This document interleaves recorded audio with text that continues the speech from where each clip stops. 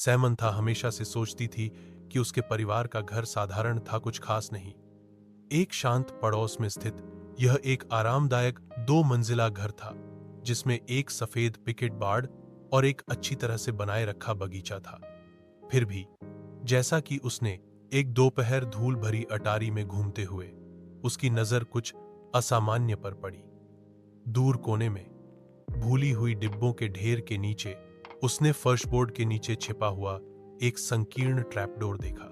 जिज्ञासा पर आश्चर्यचकित होकर वह घुटनों के बल बैठी और उसे खींचा। नीचे स्थित छोटा सीढ़ीदार मार्ग एक धुंधले बासी सुरंग की ओर जाता था।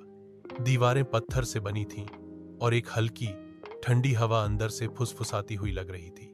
दिल धड़कते हुए सामंथा सावधानी से नीचे उतरी, उसकी टॉर्च अंधेरे को चीरती हुई।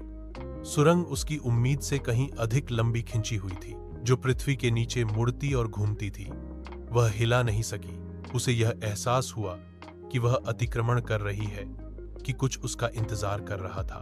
अनंत काल जैसा लगने के बाद सुरंग आखिरकार एक छिपे हुए कमरे में खुल गई। दीवारें पुरानी किताबों की अलमारियों से भरी थीं, अजीब चमड़े से बंधे संस्करणों से भरा हुआ। कमरे के केंद्र में एक पुरानी मेज धूल भरे कागजात और पत्रिकाओं से घिरी हुई थी। जैसे ही सामंथा दस्तावेजों को पढ़ रही थी, उसके हाथ कांप रहे थे। रिकॉर्ड। डीएस ने निषिद्ध अनुष्ठानों और गुप्त समाजों की बात की। उसके परिवार का नाम बार बार उल्लेख किया गया। जितना गहरा उसने पढ़ा, उतना ही उसने महसूस किया कि उसके परिवार का इतिहास अंधेरे रहस्यों से जुड़ा हुआ था। रहस्य डीएस दफन रहने के लिए था। उसने कुछ ऐसा उजागर किया था जो किसी को नहीं जानना चाहिए था, कुछ ऐसा जो पीढ़ियों से छिपा हुआ था। जैसे ही खोज का भार उस पर पड़ा, उसने सबसे हल्की सी आवाज सुनी। उसके पीछे से आवाज आई, एक फुसफुसाहट, धीमी और ठंडी। वह अकेली नहीं थी।